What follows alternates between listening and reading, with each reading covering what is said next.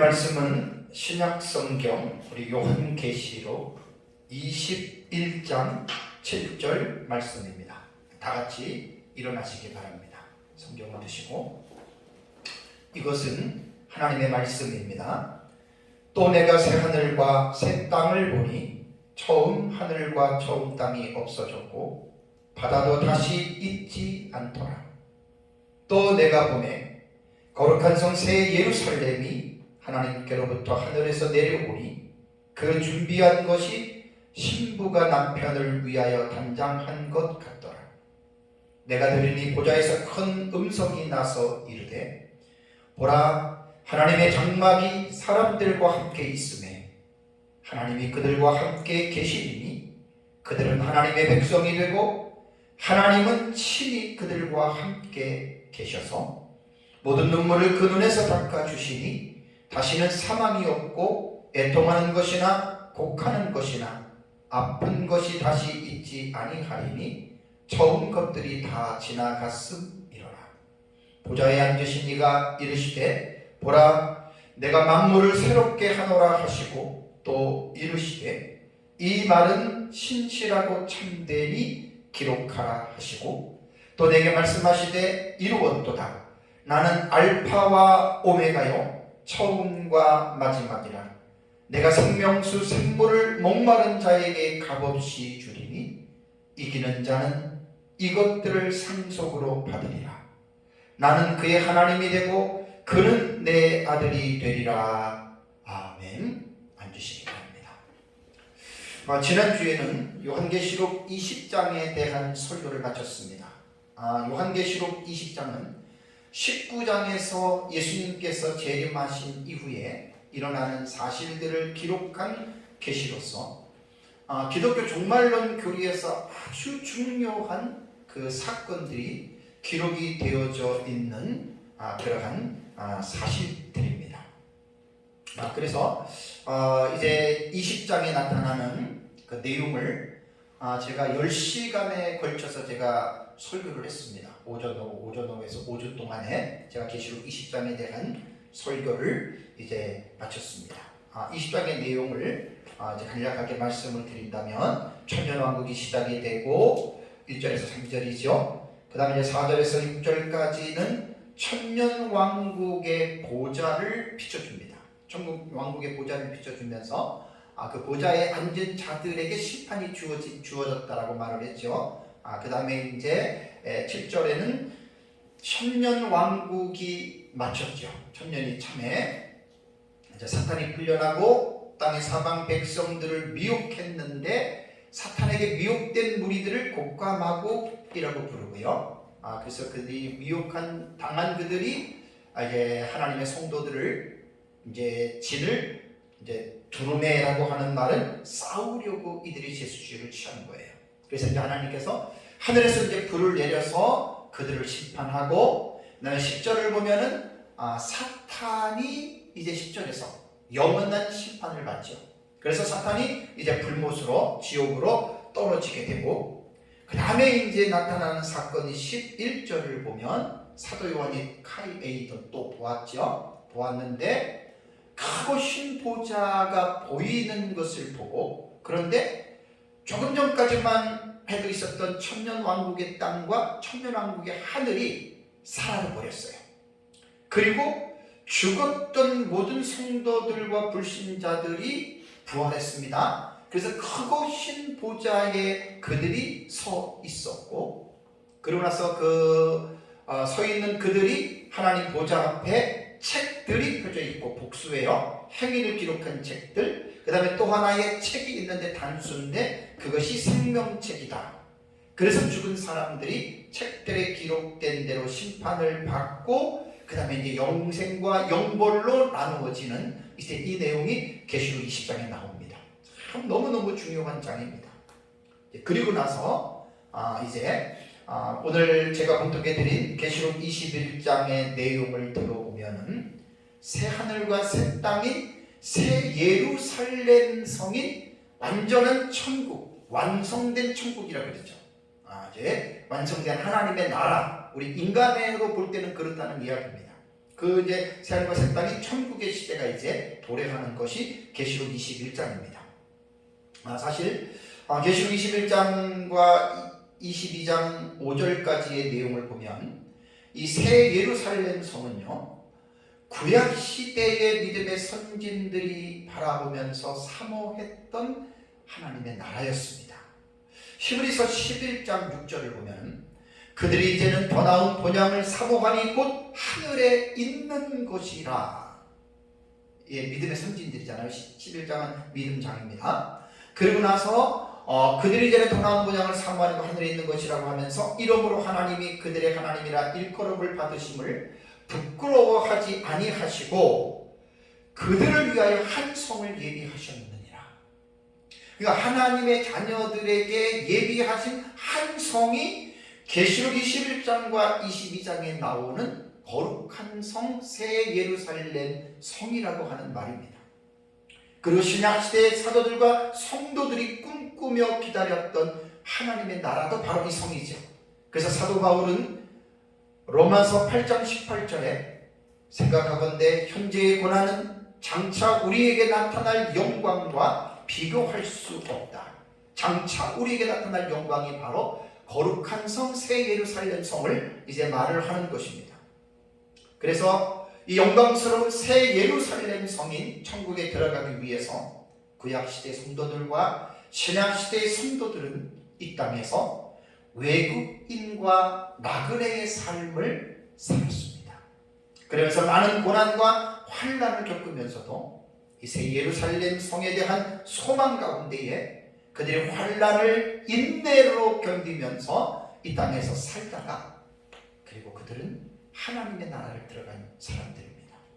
모페시라고 하는 신학자는 말하기를 이제 계시록 21장에 들어가면서 이러한 느낌을 묘사했습니다.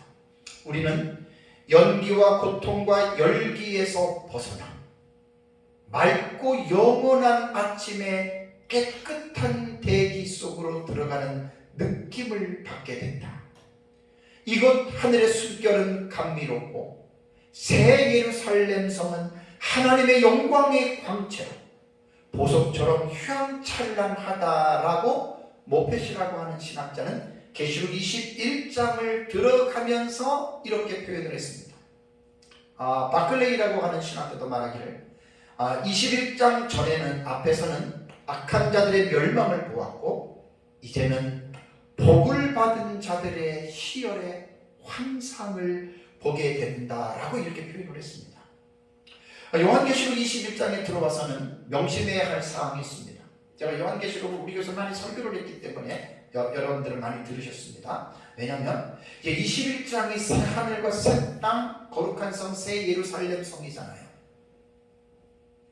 21장과 22장 5절까지는요 물론 다른 부분도 있겠지만 명심해야 될 게 뭐냐면 이 세상의 가치관이나 이성적인 사고를 가지고 21장과 22장의 새 예루살렘 성을 이해를 하려고 하면은 여러분 안 됩니다. 왜 그러냐면 21장에 들어오기 이전에 우리는 이미 물질에 대한 세계는 사라져 버렸잖아요. 그리고 여기서부터는 천상입니다. 그러니까 하나님의 나라, 천국은 우리가 가지고 있는 이 세상의 가치관을 가지고 천국을 여러분 우리가 이해할 수가 없습니다. 그래서 특히 21장과 22장 5절까지는 이제 이 세상의 가치관을 버리고 우리는 인간의 이성을 가지고 이 내용을 이해를 하려고 하면 여러분 이해가 안 됩니다. 그래서 하나님의 관점에서 하나님의 입장에서 우리는 21장과 22장을 읽어야 할 필요가 있다고 하는 것을 명심하셔야 됩니다. 자, 새 예루살렘 성에 대한 계시는요 계시록 21장 1절에서 22장 5절까지에 걸쳐서 나오거든요. 자, 우선 요한계시록 21장 1절과 8절은 이제 새 예루살렘 성이 어떠한 곳인지에 대한 개괄적으로 설명을 하고요. 그 다음에 21장 9절에서 21절까지는 새 예루살렘 성의 외형적인 모습에 대해서 묘사하고 있습니다. 그리고 21장 22절과 22장 5절까지는 새 예루살렘 성의 내부의 모습에 관해서 이제 묘사를 했습니다. 그러면 이번 시간에는 1절과 7절에 관한 말씀을 가지고 새 예루살렘 성은 어떠한 곳인가, 새하늘과 새 땅인 새 예루살렘 성은 어떠한 곳인가 개괄적인 면에서 여러분들에게 말씀을 드리겠습니다. 자, 우선 1절을 보시면 또 내가 새하늘과 새 땅을 보니 처음 하늘과 처음 땅이 없어졌고 바다도 다시 있지 않더라라고 1절에 나왔습니다. 원문을 보면 항상 헬라어는 동사가 먼저 나옵니다. 카이에이돈. 그리고 내가 보았다. 새로운 하늘과 새로운 땅을 보았다라는 말입니다. 그러니까 처음 땅이 없어졌고 바다도 있지 않더라라고 하는 이 새롭다라고 하는 새로운이라고 하는 이 말을 보면 헬라어 단어에 보면 카이노스라고 하는 단어입니다. 영어로는 이제 new라고 사용을 했습니다. 헬라어의 문헌에 보면은 이 카이노스라고 하는 새롭다라고 하는 이 의미를 세 가지로 말씀을 드렸는데요. 첫 번째는 형태에 관해서 새롭다라고 사용을 했습니다. 그러니까 만들어지거나 형성된 것 혹은 사용하지 않는 것을 표현할 때 이 카이노스라고 하는 단어를 썼고요. 내용에 대해서도 이것은 새롭다라고 하는 의미로 사용을 했습니다. 그러니까 이것은 새로운 종류, 전혀 없는 신기한 혹은 전대미문의 것을 표현할 때 이 내용에 있어서 카이노스라고 하는 이 단어가 그렇게 사용이 됐거든요. 일반적인 용법에서는 지금까지 존재해왔던 것과 비교해 볼 때 질적으로 새롭다고 하는 그런 의미로 이 카이노스라고 하는 단어가 여러분 사용이 되어졌습니다. 그래서 이제 카이노스는 신약 성경에 42번이 나오고요. 이제 고전 헬라어 용법과 같은 그런 의미로 신약 성경에는 비슷하게 사용이 됐습니다. 그러니까 오늘 21장 1절에는 그 이전에 천년 왕국 시대에 있었던 그 하늘과 그 땅의 모습과는 전혀 다른 모습이다. 그러니까 제가 전에 말씀을 드렸잖아요. 지금 우리가 살고 있는 이 세상은 7번째 제조 불심판으로 멸망해요. 폐허가 됩니다.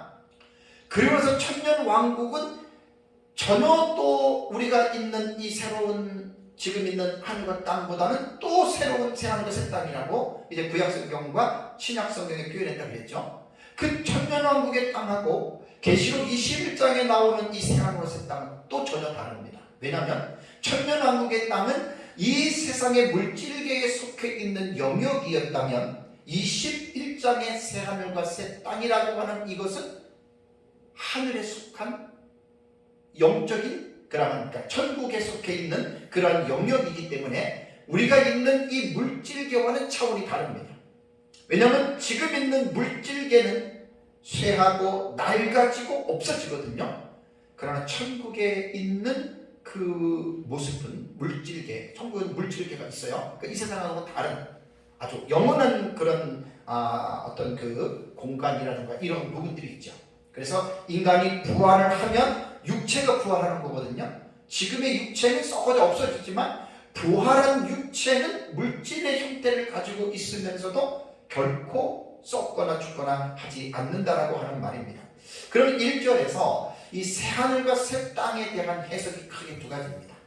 천년 왕국으로 보는 견해가 있고 하나님의 나라인 영원한 천국으로 이 새하늘과 새 땅을 해석을 하거든요. 일부 전천년주의자들과 여호와의 증인들이 계시록 21장에 22장에 나타나는 새하늘과 새 땅 새 예루살렘을 천년왕국이라고 이야기를 하는데 성경적으로 볼 때는 21장과 22장은 천년왕국이 될 수 없습니다.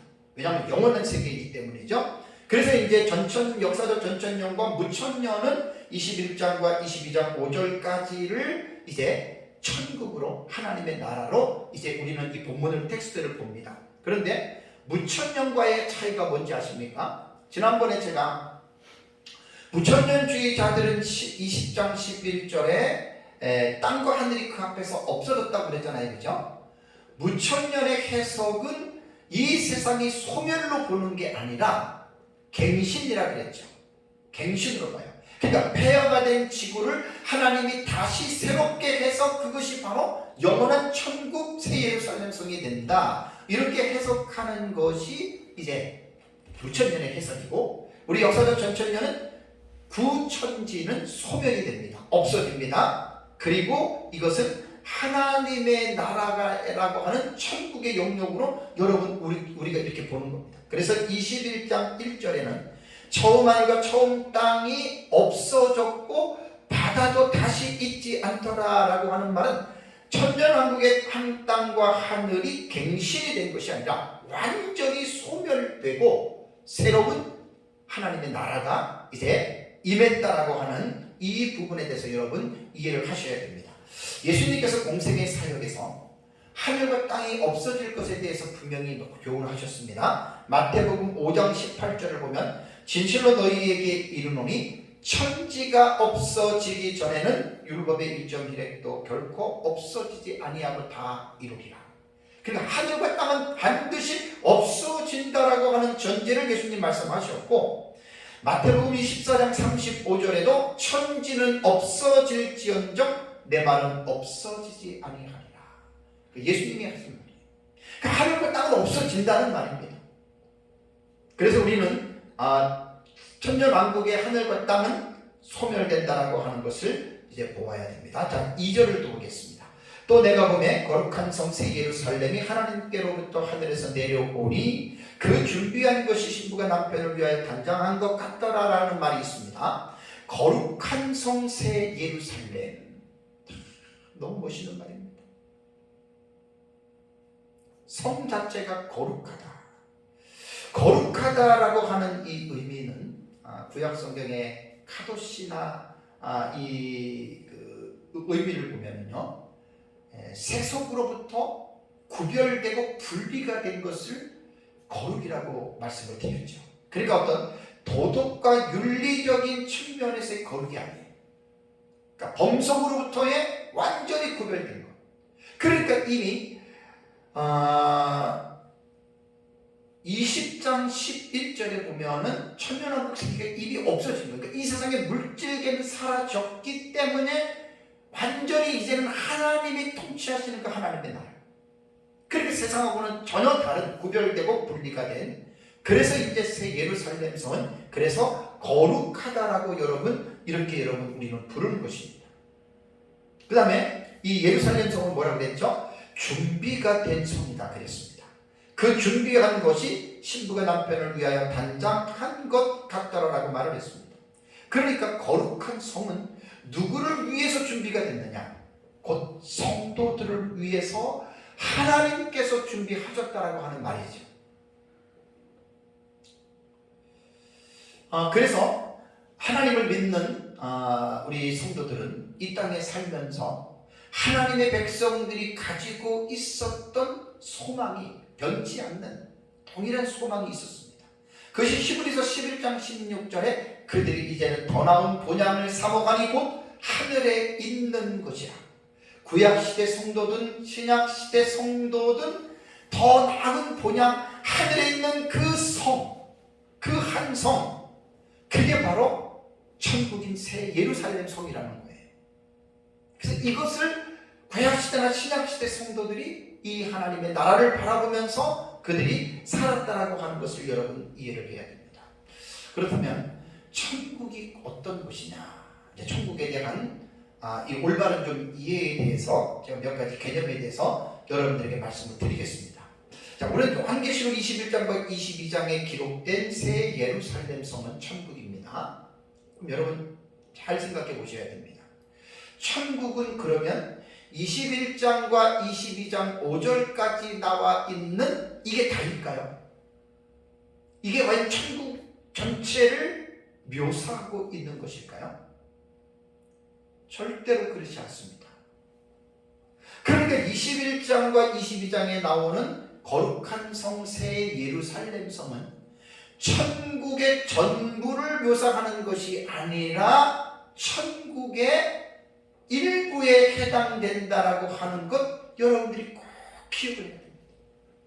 그럼 세 가지 의미에 대해서 내가 말씀을 드리겠습니다. 자, 천국에 대한 이 영역에 대해서 말씀을 드리겠습니다. 천국 우리말의 의미는 하늘에 있는 나라입니다. 킹덤 오브 헤븐입니다. 천국은 하늘에 있는 나라다. 그래서 이런 뜻으로 그 나라는 어떤 나라냐? 하나님의 나라, 킹덤 오브 가시, 하나님이 왕이 돼서 다스리는 그 나라가 바로 하늘에 있는 나라인 천국이다라고 이렇게 우리는 부르고 있거든요. 자, 하나님의 나라인 천국은 인간이 상상하거나 인간이 어떤 경험을 해서 측량할 수 있는 나라가 아닙니다. 하나님의 나라는 무한한 나라입니다. 무한이라고 하는 우리말의 사전적인 정의는 수, 양, 공간, 시간 따위에 있어서 제한이나 한계가 없다라고 하는 뜻이거든요. 그러니까 새 예루살렘성 천국이 21장과 22장에 나오는 이 좁은 내용 속에 있는 적은 양에 있는 과연 이것이 천국이 다일까? 절대로 아니죠.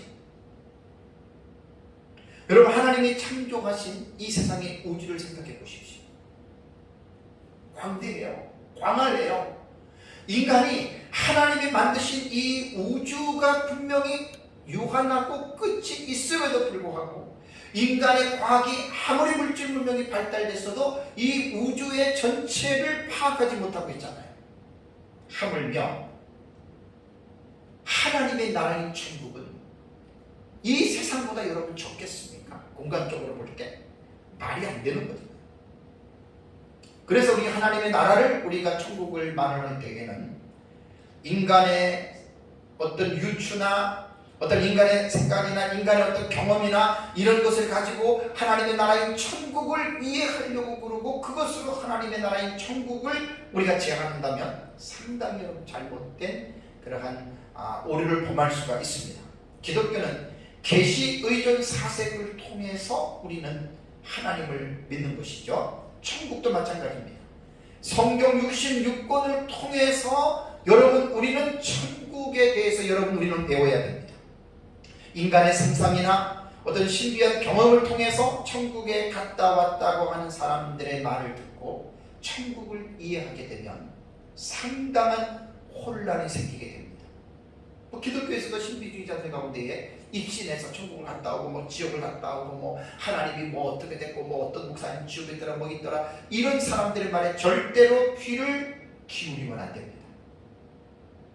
다 갔다 온 사람들이 똑같지 않고 달라요. 절대로 그것은 여러분 받아들이면 안 됩니다. 그 다음에 두 번째는 천국이라고 하는 용어, 두 번째는 낙원이라고 하는 말이 성경에 나오죠. 낙원이라고 하는 말은 헬라어 파라데이소스입니다.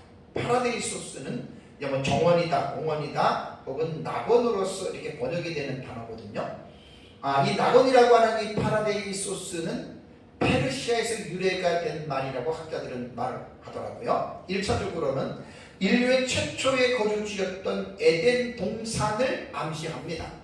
그러면서 이제 이것이 일반 역사를 통해서 각 나라에서 이 낙원이라고 하는 용어들을 가지고 나름대로 이렇게 이제 의미들을 설명을 했지만, 우리는 이제 에덴 동산을 우리는 암시하는 단어다라고 생각을 하면 됩니다. 그런데 이 낙원이라고 하는 파라데이소스에 대해서 많은 사람들이 잘못 알고 있는 내용이 뭐냐면, 어떤 사람은 그렇게 말을 해요.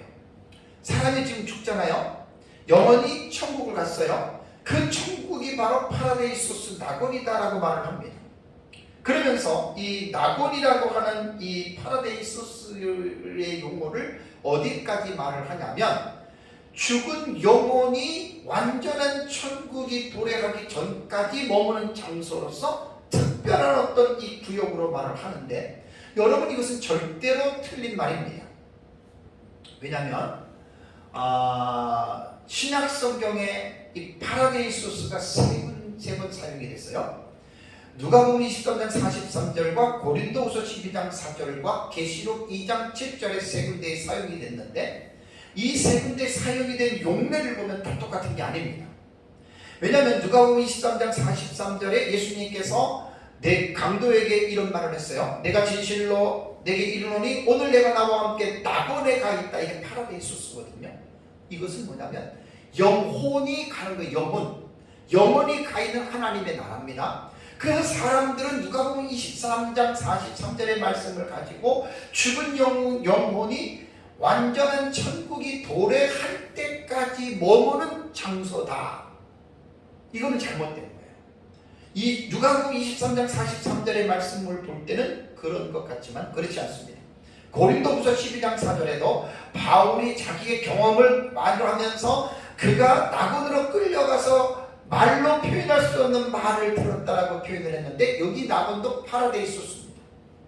그렇다면 사도 바울이 이 영혼들이 가 있는 그 천국에서 음성을 들었을까? 아니면 계시록 4장과 5장에 나오는 성삼위 하나님이 계시는 그 천국의 성전에서 보았을까? 아니면 지금 세 번째로 말하는 계시록 2장 7절에 귀 있는 자는 성령이 교회들에게 하시는 말씀을 들을지어다 이기는 그에게는 내가 하나님의 낙원에 있는 생명나무의 열매를 주어 먹게 하리라. 계시록 2장 7절에도 이 낙원은 생명나무 열매가 있다고 했죠. 그것이 바로 계시록 21장과 22장에 나오는 거룩한 성 새 예루살렘 성입니다.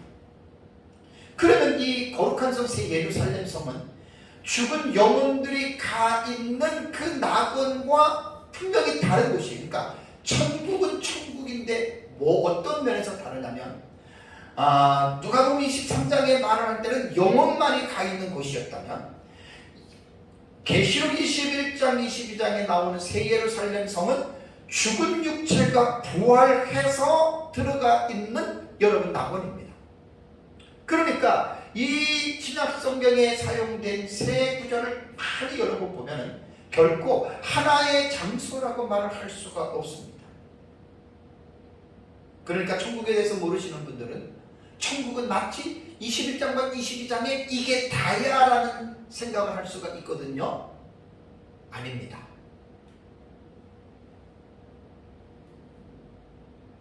그래서 파라데이소스라고 하는 이 낙원이라고 하는 의미를 볼 때에는 우리가 천국을 어떤 21장과 22장 이것이 다라고 하는 이러한 유한한 개념에서 빨리 여러분 벗어나야 됩니다. 하나 제가 예를 들어보겠습니다.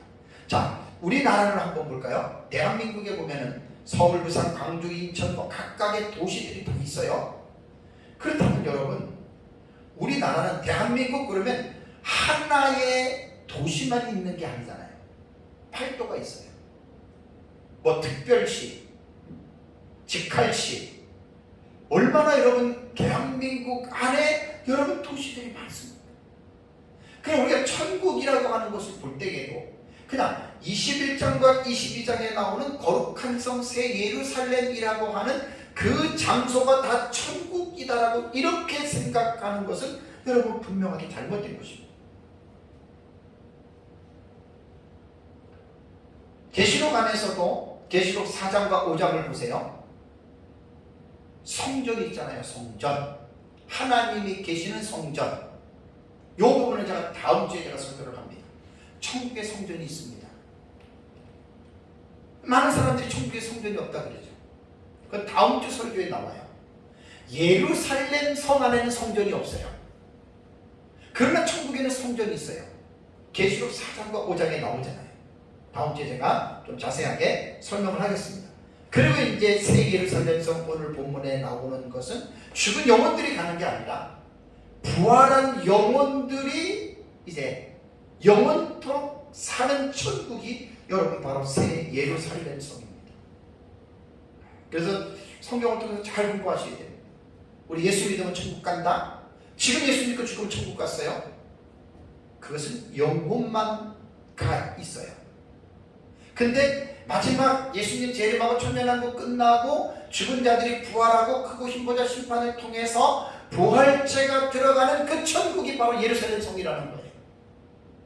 그래서 이 예루살렘 성은 우리가 믿고 소망하는 천국의 궁극적인 장소가 바로 계시록 21장과 22장에 나오는 예루살렘 성이라고 하는 것 여러분들 기억을 하셔야 됩니다. 자, 그렇다면 거룩한 성 새 예루살렘 성은 어떠한 곳인가? 3절을 볼까요? 내가 들으니 보좌에서 큰 음성이 나서 이르되.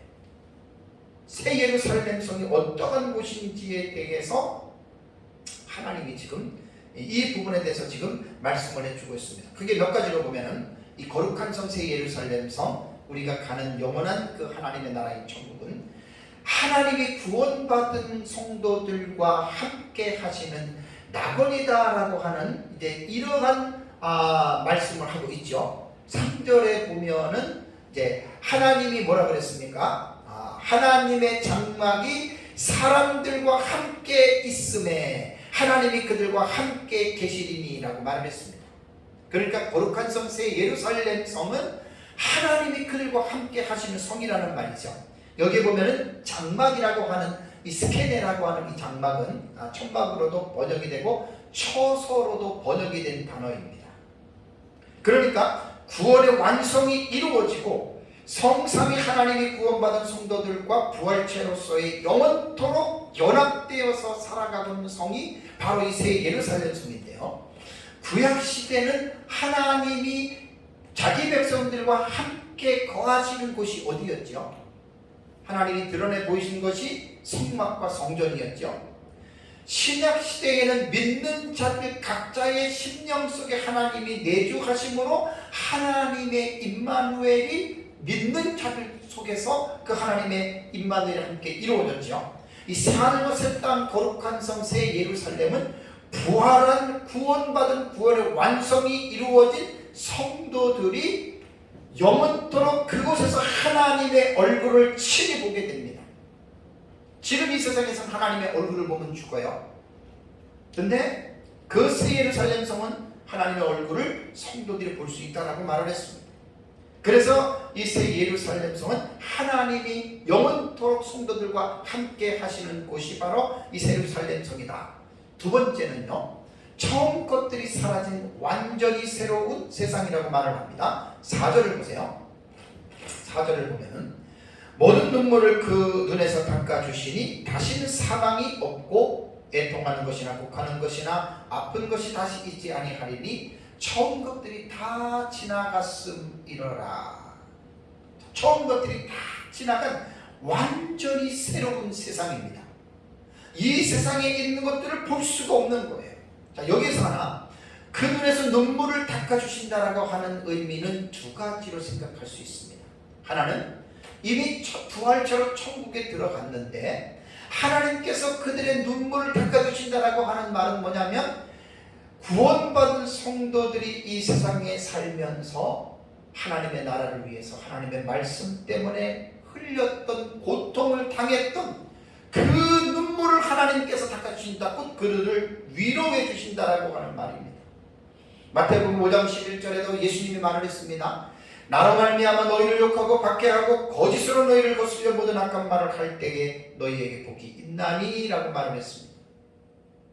그러니까 사실 구약시대나 신약시대나 하나님을 믿는 그 올바른 믿음을 가지고 살면 눈물을 흘릴 수밖에 없어요. 그러니까 예수 믿는 사람들이 이 세상과 함께 타협하고 이 세상의 죄악 속에서 먹고 마시고 뒹구르면 그 눈물을 흘릴 필요가 없어요. 그런데 하나님의 말씀대로 살려고 발버둥치는 사람들은 반드시 신앙의 박해가 있다. 그것을 하나님이 위로해 주신다는 말이고요. 두 번째는 눈에서 눈물을 닦아주신다라고 하는 이 말은 어떻게 생각해야 되냐면 다시는 새 예루살렘 성에서 그러한 눈물을 흘릴 고난이 필요 없을 것이다 라고 하는 의미입니다. 그래서 본절에서 뭐라고 했죠? 다시는 사망이 없고 애통하는 것이나 곡하는 것이나 아픈 것이 다시 있지 아니하리라 라고 이렇게 말씀하고 있는 것입니다. 처음 것들이라고 하는 것은 얼마 전까지만 해도 존재했던 처음 하늘과 처음 땅인 옛 세상을 말을 합니다. 옛 세상은 죄와 사망의 법이 왕노릇하였고 모든 사람들이 그 법 아래에서 불행과 저주 속에서 살았던 삶을 말을 합니다. 이 땅에서 예수님을 믿고 구원받은 하나님의 자녀들까지도 마귀가 우는 사단처럼 두루다니면서 삼켜버리는 삼키움을 당하는, 그러면서 하나님의 백성들까지도 괴롭힘을 당하면서 살았던 그 세상을 말을 하는 것이죠. 이제는 그러한 것들이 사라져버립니다. 어제 우리가 불행한 뉴스를 접했습니다. 이태원에서 헬로윈 데이를 축하하기 위해서 우리 9시 뉴스에 봤더니 이태원이 막 인산인해, 그 도로가 사람들이 너무나 많아가지고 떠밀려서 이렇게 갔다고 했거든요. 그래서 제가 9시 뉴스를 보면서 잠깐 그 뉴스의 그 장면을 비춰주더라고요. 말도 못하게 사람들이 많았습니다. 그래서 이제 저는 뉴스는 딱 보고 이제 뭐 그거는 안 보고 그냥 또 이제 주일 준비하느라고 이제 마지막 이제 원고를 정리하고 아침에 일어나서야 우리 동기단 톡방에서 어떤 목사님이 또 이태원에서 뭐 일어난 사건에서 사람이 많이 죽었다. 그래서 이게 웬일이야 하고 뉴스를 딱 틀어보니까 특보가 나오더라고요. 제가 봤을 때 뉴스가 사망자만 149명입니다. 엄청나게 큰 사고입니다. 압사입니다. 압사. 제가 그걸 보는 순간에 눈물이 나더라고요. 울었어요. 눈물이 나요. 왜 우는 줄 아세요? 불쌍하잖아요. 10대와 20대가 제일 많다고 합니다. 우리는 헬로윈데이는 서양의 문화거든요. 귀신을 불러들이는 그런 건데 이런 것 때문에 뭐 하나님이 심판을 했다는 등 우리 그렇게 말을 하면 안 됩니다. 조심해야 됩니다. 세상의 문화는 다 하나님을 믿지 않는 문화이기 때문에 어떠한 것이든지 간에 우리 기독교인들이 이런 일이 일어날 때 쓸데없는 짓 하다가 하나님이 심판해서 그렇게 해서 사람이 압사돼서 죽었다 이렇게 말하면 안 돼요. 그 세상 사람들로부터 우리가 질타를 받아요. 우리는 졸지에 죽음을 당한 젊은이들의 죽음을 우리 그리스도인들은 아파해야 됩니다. 그리고 그들을 위로해야 됩니다. 그리고 교회는 그들을 향해서 믿지 않는 사람들을 향해서 우리는 천국 복음을 전해서 오늘 21장 22장에 나타나는 새 거룩한 성 새 예루살렘 성은 사망이 없고 애통하는 것이 없고 곡하는 것이나 아픈 것이 없는 이 새 예루살렘 성이 있다라고 하는 이 천국 복음을 우리는 전해야 됩니다. 아침에 그 뉴스를 접하면서 상당히 제 마음이 아팠습니다. 눈물이 절로 나오더라고요. 얼마나 저 영혼 사람들 불쌍할까. 이거 뭐 졸지에 그렇게 됐잖아요. 사람들이 많이 모이는 그곳을 구경하러 갔다가 자기들이 그렇게 될지 어떻게 알았어. 우리나라에서 정말 큰 사고가 일어난 거예요. 아마 압사 사고 중에서 이렇게 많은 사망자가 일어났을까 아마 뉴스 보면 앞으로도 계속 나오겠죠. 그러니까 이 세상은 원래 그런 곳입니다. 그래서 우리는 계시록 21장과 22장에 나오는 거룩한 성 새 예루살렘 성에는 사망이 없고 애통이나 곡하는 것이나 아픈 것이 전혀 없는 새로운 곳이다 라고 하는 이 복음을 전해야 됩니다. 그 다음에 또다시 하늘로부터 음성이 들리죠. 5절을 볼까요? 보좌에 앉으신 이가 이르시되 또 음성이 들립니다. 어떤 음성이 들리죠? 내가 만물을 새롭게 하노라 하시고 라는 말이 나와요. 이 5절에서 8절까지는 7번의 내용이 나옵니다. 7가지 내용이. 여기 보면은 만물을 새롭게 하노라 첫 번째 이 말이 나와요. 그러니까 조금 전에 말씀드린 대로 얼마 전까지만 해도 이 세상에서 겪었던 죄와 사망과 온갖 고통과 걱정과 염려와 낙심과 분노와 애통과 각종 질병들이 완전히 사라져버린 그런 것이 다시는 찾을 수가 없는 완전히 의와 희락과 화평과 즐거움과 행복이 계속적으로 연속적으로 지속되는 하나님의 나라 이 새로운 만물을 새롭게 하는 이 거룩한 성 새 예루살렘이 있다라고 이렇게 말씀을 했고요. 두 번째는 들리는 음성이 5절을 보면 이 말은 신실하고 참되니 기록하라라고 말을 했습니다. 그러니까 사도 요한에 의해서 보았던 계시, 들었던 계시를 기록할 때 이 기록의 내용은 신실하고 참되다라고 하는 말입니다. 여기에서 신실하고 참되다라고 하는 이 어구는 두 개의 서로 다른 단어이지만 뜻은 같습니다. 그래서 이러한 개념을 이사일어라고 말을 합니다. 두 가지의 단어이지만 뜻은 하나이기 때문에 이사일어의 표현 방식이다라고 말을 합니다. 신실하다라고 하는 이 헬라어 단어는 피스토스고요. 참되다라고 하는 헬라어 단어는 알레디노스입니다. 믿을만하다, 참이다라고 하는 그래서 같은 의미로서 이걸 받아들이면 돼요. 그래서 사도 요한이 지금 자기가 보고 듣는 이 계시가 정말 신실하고 참되기 때문에 이 내용을 기록하라라고 하나님이 요한에게 말씀하셨습니다. 자, 세 번째 들리는 음성은 21장 6절을 보세요. 또 말씀하실 때 뭐라고 그랬습니까? 이루었도다. 멋있는 말이에요. 헬라어의 게고나는 이 기노마이라고 하는 이 복수의 동사입니다. 문자적인 의미로는 이런 것들이 이제는 다 이루어졌다라고 하는 말입니다. 그러니까 얼마 전까지만 해도 있었던 옛 세상의 모든 역사가 종지부를 찍었다. 끝냈다는 말.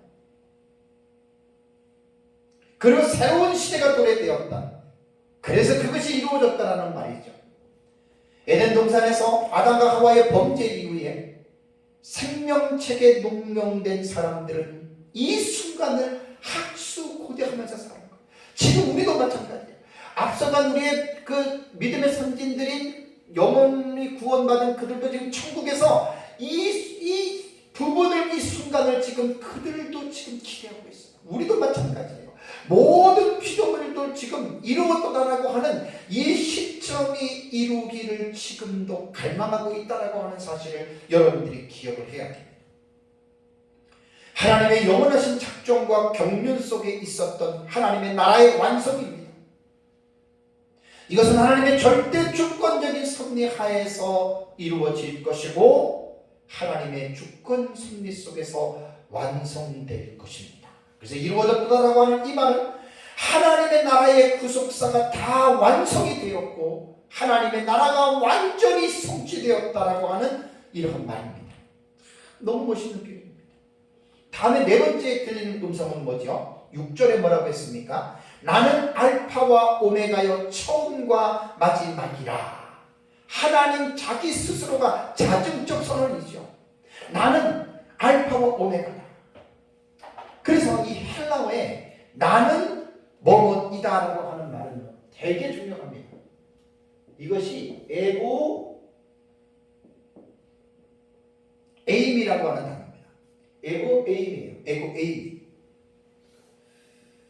에고 에임이라고 하는 말은 에고는 나는이라고 하는 말이거든요. 나는 이다. 되게 중요하기 때문에 여러분들에게 여러 번 말씀을 드렸습니다. 이 에고 에임이 나는 나다라고 하는 이 말은요, 하나님께서 자신에 대해서 아주 선언할 때, 강조할 때 이 헬라어의 이 용법을 썼습니다. 에고라고 하는 이 말은 1인칭 기본 대명사 나. 그러니까 하나님이 자신을 아주 강조할 때 에고 이렇게 예수님도 마찬가지죠. 에이미는 기본 동사이면서 존재하는 거예요. 이다라는 말입니다. 이 신약 성경에요 141번이나 나옵니다. 나는 양의 문이다. 에고 에이미 용법입니다. 나는 선한 목자이다. 에고 에이미 용법이에요. 너무너무 중요한 거예요. 알파와 오메가는요, 헬라어 알파가 첫 글자고 오메가가 마지막 글자입니다. 헬라어 자음은 24글자입니다. 그러니까 하나님 자신이 나는 알파와 오메가라고 하는 말은요, 처음과 끝이라는 말이에요. 그 뒤에도 처음과 마지막이라는 말이 나와요. 시작과 끝, 이런 용어도 되는 거예요. 이사야 44장 6절과 48장 12절에는 하나님이 뭐라고 얘기를 했냐면 나는 처음이요 나는 마지막이라고 하는 이 말씀에 기초하고 있습니다. 이 말은 뭐죠? 여호와께서 이스라엘 민족을 시작하실 때도 주권자였고 아울러 끝날 때에도 똑같이 주권자가 되십니다. 하나님은 이 세상을 창조하셨을 뿐만 아니라 하나님은 이 세상의 역사를 종말의 역사까지 끝내시는 그분이시다라고 하는 말이죠. 다음에 두 번째도 처음과 마지막이라고 했습니다. 알파와 오메가 혹은 처음과 마지막. 처음은 헬라어의 아르케고 마지막은 텔로스라고 하는 단어입니다. 예, 이것은 우리말의 번역이 처음과 마지막이지만 시작과 끝으로도 번역이 되었습니다. 그래서 계시록 1장 17절에도 나는 처음이요 마지막이니, 계시록 2장 8절에도 처음이며 마지막이요, 계시록 21장 6절에도 처음과 마지막이라, 계시록 22장 13절에도 처음과 마지막이요 라고 하나님 자기 자신이 자증적인 선언으로 에고 에이비 용법을 써서 나는 이러한 존재다라고 강조를 했습니다. 다음에 다섯 번째 하늘에서 들리는 음성은 6절 B절 부분에 나오죠. 내가 생명수 샘물을 목마른 자에게 값없이 주리니, 본절에도 에고의 용법을 계속해서 사용하는 거예요. 여기에 보면 에고 에이비보다는 에고 도소라고 말을 합니다. 내가 줄 것이다. 여기에 도소도 디도미 동사의 이건 미래형입니다. 그래서 6절 한 문장에서 에고, 나는이라고 하는 이 용법이 연속적으로 사용되는 것은 하나님이 자기 자신이 어떠한 분인지 어떤 일을 하실 것인지에 대해서 강조하고 있는 용법이죠. 그래서 내가 생명수 샘물을 목마른 자에게 값없이 줄 것이다 라고 하는 이 말은요, 어떤 사람이 새하늘과 새 땅인 새 예루살렘 성에 들어올 수 있는지에 대한 그 자격 조건을 말씀을 하는 거예요. 그래서 여기서 하나님께서 말씀하시기를 거룩한 성 새 예루살렘에 들어갈 사람은 목마른 자가 들어갑니다. 목마르지 않는 사람은 천국에 못 갑니다. 여기에 목마르다라고 하는 딥사우라고 하는 이 단어는요, 크게 두 가지 의미입니다. 문자적 의미와 은유적인 의미인데, 문자적 의미는 문자 그대로 예수님께서 요한복음 19장 29절에 이후에 예수께서 모든 일이 이룬 줄 아시고 성경으로 응하게 하려 하사 가라사대 내가 목마르다, 딥사오, thirsty, 내가 목마르다 라는 이런 표현이에요. 은유적인 의미는, 목마른 자의 은유적인 의미는 영적으로 자신이 하나님의 진노의 심판을 받아 영원한 저주를 받아야 할 마땅한 죄인이라는 사실을 깨닫고 그 죄에 대해서 애통하고 슬퍼하고 회개하고 예수 그리스도의 십자가의 구속의 은혜를 갈망하는 자들을 가르쳐서 목마르다라고 이렇게 표현하는 것입니다. 그래서 사복음서에 보면은, 마태복음에는 심령이 가난한 자는 복이 있나니 천국이 저희 것이며, 그러니까 천국은요, 마음이 부유한 자들이 들어가는 곳이 아닙니다. 마음이 가난해야 돼요. 인간은 어떠한 존재든 간에 어떠한 사람이든지 간에 하나님 앞에서는 모두가 다 죄인입니다. 완전 철저하게 타락한 죄인들.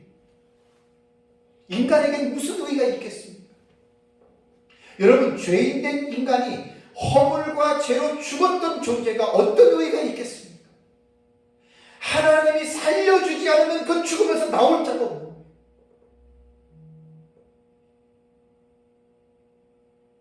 인간은 다 똑같은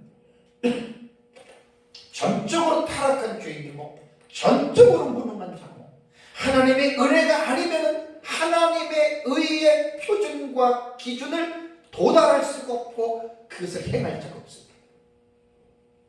어떤 사람들은, 예수 믿는 사람들조차도 마치 자기가 잘나서 자기가 기도했더니, 자기가 전도했더니, 자기가 노력했더니 이렇게 복을 받았다라고 말하는 사람들이 있는데, 그 사람들은 잘못된 사람들, 하나님의 은혜를 모르는 사람들이에요.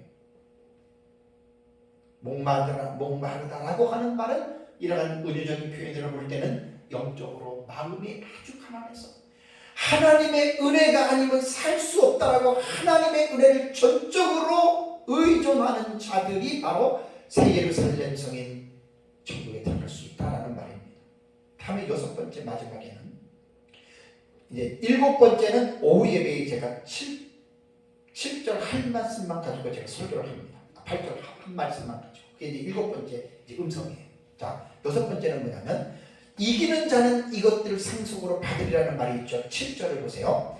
이기는 자는 이것들을 상속으로 받으리니 나는 그의 하나님이 되고 그는 내 아들이 되리라. 요한계시록에는 어떤 성경이든지 간에 그 성경에서 말하는 아주 특수한 용법이 있어요. 특별한 용례들이 있다는 말이에요. 요한계시록에서는 이 이긴다라고 하는 이 동사를 참 많이 사용했습니다. 여기 보면 이기는이라고 하는 토니콘티라고 하는 이 동사는요, 군사적인 용어로 사용이 됐습니다. 니콘이라고 하는 이 단어는 군사적인 용어로 사용이 됐는데, 그리스도와 사탄의 타협 없는 대결을 할 때에도 이제 이 동사를 사용했습니다. 이 말은 이런 뜻입니다. 사탄과 싸움에 끝까지 이겨야 된다는 말이에요. 종말의 시대에, 특히 옛날이나 지금이나 마찬가지예요. 종말에 대한 개념이 예수님께서 세상에 오심으로 말세가 시작이 된 겁니다. 이게 종말의 시작으로 학자들이 봐요. 2000년이 종말이 지났어요. 그러면 지금 이 시대는 뭐냐? 말세의 끝. 그래서 말세 지말이라고 이야기를 합니다. 그러니까 어떤 시대든지 간에 성도들은요, 지는 자가 되면 안 돼요. 이기는 자가 돼야 돼요. 우리 구원받은 자들을 대적하는 대상이 누굽니까? 사람이 아닙니다. 악한 영입니다. 마귀입니다. 그래서 베드로 사도는 성도들에게 지금도 무는 사자처럼 두루다니며 삼키는 마귀가 있다. 그래서 너희는 믿음에 굳게 서서 저를 대적하라고 말씀을 했습니다. 여기에 이기는 자 호니콘티, 이건 니카오라고 하는 이 동사거든요. 니카오라고 하는 동사인데, 이게 이제 동사가 나오면 제가 항상 강조를 하잖아요. 태를 봐야 돼요. 시상을 봐야 돼요. 능동태, 현재 분사입니다. 그러니까 이게 뭐냐면 자기 스스로가 현재 분사니까 뭐예요? 계속해서 이기는 자가 되라라고 하는 그런 뜻이에요. 어느 한순간에만 이기고 그리고 그 시간이 지나면 저도 된다라고 하는 그런 의미가 아닙니다. 여기서 하는 오해가 있어서는 안 될 것이, 능동태는 자기가 주체가 되잖아요. 그렇죠? 그러니까 능동태라고 해서 자신의 힘과 능력으로 하라는 말은 절대로 아닙니다. 왜냐하면 인간은 부족한 존재이기 때문에 우리 스스로 이길 수가 없어요. 그래서 구원받은 자들에게는 하나님께서 파라클레토스, 보혜사를 주셨죠. 성령을 우리 안에 내주하게 하셨잖아요. 파라클레토스라고 하는 말은 곁에서 도운다라고 하는, 위로자, 상담자, 그런 몇 가지 의미가 있습니다. 그러니까 구원받은 자들에게는 연약해서 인간이 살아갈 수 없기 때문에 하나님은 보혜사 성령을 예수 그리스도를 믿는 자들 심령 속에 하나님께서 내주하게 하셨습니다. 절대로 성령은 떠나지 않습니다. 그러니까 우리가 능동태라고 해서 어떤 내 힘과 능력으로 하라는 것이 아니라, 구원받은 자들은 자기 속에 내주해 계시는 성령 하나님을 적극적으로 의지하고 그 성령 하나님에 의해서 늘 항상 승리한 삶을 살아가라라고 하는 말씀으로 이 부분을 여러분들이 읽으셔야 됩니다. 그래서 요한계시록 안에는 이기는 자에 대한 내용이 상당히 중요해서 제가 이기는 자에 대한 설교를 여러분들에게 꽤 했어요. 왜냐하면 7교회를 보십시오. 에베소, 서머나, 버가모, 두아디라, 그다음에 사대교회, 빌라델피아, 라오디게아 교회에서 7교회가 나오잖아요. 에소부터 사드리가. 꼭 7교회에서 공히하는 두 가지 용어가 있어요. 두 가지 문장이 있어요. 이기는 자는, 이기는 자는. 한 교회도 빼놓지 않고 이기라고 권고하고 있었어요. 그 다음에 귀 있는 자는 성령의 교회들에게 하나씩 말씀 들으라. 이 두 말씀은 7교회 공히 명령하신 말씀입니다. 에베소 교회에 보면 계시록 2장 7절에 이기는 자가 받을 복은요, 하나님의 나무에 있는 생명나무의 열매를 주어서 먹게 하겠다.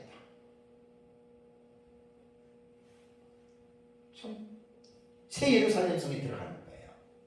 그러니까 여기서 이긴다라고 하는 말, 그러면 지는 자는 그러면 천국에 못 들어가느냐, 이 궁금증이 생길 거예요. 여러분, 생명책에 기록된 데는 100% 다 이깁니다. 설사 내가 지금 죄를 져서 죽어도 그 사람은 이긴 자입니다. 왜 그런 줄 아세요? 이긴다는 개념은 원론적으로 정확하게 표현하면 예수 그리스도를 믿는 믿음을 포기하지 않았다는 거예요. 어떤 행위로서도 필요 없이 신앙의 어떤 삶의 모습으로도 충분히 이 부분은 말씀을 할 수가 있지만, 가장 중요한 본론적인 본질적으로 말을 한다면 예수 그리스도를 믿는 그 믿음을 넘어지면서까지도 끝까지 그 믿음을 버리지 않았다. 그게 이기는 자예요. 물론 여기에는 조금 더 보완 설명이 필요합니다. 그럼 예수 그리스도를 믿는 그 믿음을 끝까지 버리지 아니겠다라고 하는 말은 그냥 이론적인 것일까? 그냥 말로만 그럴 것일까? 그게 아니에요. 삶으로 반드시 그것은 표현이 되어진다라고 하는 말입니다. 서문학교에서도 계시록 2장 11절을 보면 이기는 자는 둘째 사망의 해를 받지 않는다. 둘째 사망은 지옥의 영벌을 받지 않는다는 말입니다. 버가모 교회는 계시록 2장 17절을 보면 귀 있는 자는 성령이 교회들에게 하시는 말씀을 들을지어다. 이기는 그에게는 내가 감추었던 만나를 주고 또 흰돌을 줄 터인데 그 돌 위에 새 이름을 기록한 곳이 있나니 받는 자밖에는 그 이름을 알 사람이 없느니라. 자세한 주석을 하지 않겠습니다. 다음에 네 번째로 두아디라 교회의 권고 같은 말씀은 계시록 2장 26절에서 29절에 나오는데요. 이기는 자와 끝까지 내 일을 지키는 그에게는 만국을 다스리는 권세를 주리니 그가 철장을 가지고 그들을 다스려 질그릇 깨뜨리는 것과 같이 하리니 나도 내 아버지께 받은 것이 그러하니라. 내가 또 그에게 새벽별을 주리라. 귀 있는 자는 성령이 교회들에게 하시는 말씀을 들을지어다. 중요한 내용입니다. 다섯 번째로 사대교회는 계시록 3장 5절을 보면 이기는 자는 이와 같이 흰옷을 입을 것이요 내가 그 이름을 생명책에 결코 지우지 아니하고 그 이름을 내 아버지 앞과 그의 천사들 앞에 시인하리라 라고 말을 했고요. 빌라델피아 교회는 계시록 3장 12절과 13절에 이기는 자는 내 하나님 성전의 기둥이 되게 하리니 그가 결코 다시 나가지 아니하리라. 내가 하나님의 이름과 하나님의 성곳 하늘에서 내 하나님께로 내려오는 새 예루살렘의 이름과 나의 새 이름을 그 위에 기록하리라. 이기는 자에게 주는 거예요. 라오디가 교회는 계시록 3장 21절과 22절에 이기는 그에게는 내가 내 보좌에 함께 하여 주시기를 내가 이기고 아버지 보좌와 함께 앉은 것 같이 하리라 라고 말을 했습니다. 사랑하는 성도 여러분, 요한계시록은 장차 될 일들에 대한 계시로서 하나님의 자녀들이 반드시 알아야 하고 믿어야 하고 그리고 그 믿는 대로 소망을 가지고 살아야 할 중요한 계시가 기록이 되어져 있는 책입니다.